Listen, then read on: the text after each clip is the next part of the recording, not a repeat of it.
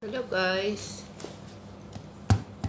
pakita ko lang itong inutusan kasi ako ni Madam na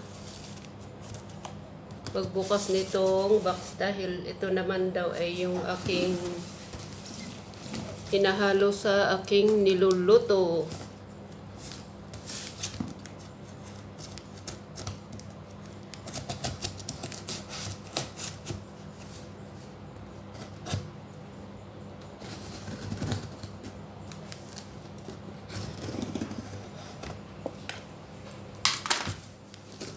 Tingnan niya.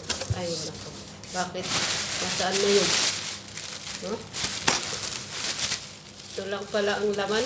Hangin. Meron. Sa loob. Ito. Ganito lang ang laman. Bakit hindi puno? Hangin lang na ilagay. Ganito pala yun. Ay, nako. Ito yung aking hinahalo sa pagluluto. Hazelnut, saka walnuts. Yung almond na kasi, meron na kami. So, ito yung aking hinahalo sa, ano, ano ba yun? Red bell pepper, red bell pepper at saka yellow. Basta iba-ibang kulay yung ano. Tapos, yun lang.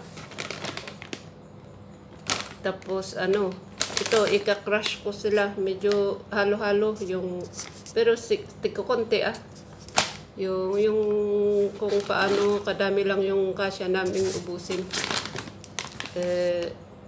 Ito tapos yung hazelnut, tapos ito tapos yung almond tapos walnuts. Ika-crush ko sila ng parang naibabagay din doon sa ano, sa laki ng chinap-chap kong ano, bell pepper. Yung parang cubes na maliliit. Tapos ika-crush ko ito.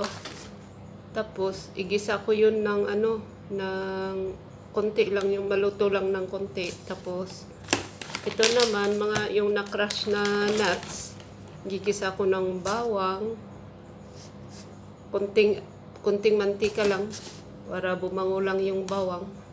Depende sa inyo kung gusto nyo mamantika, pero dito hindi. Tapos ilagay ko yung na-crush na nuts. Tapos ihalo ko na yung aking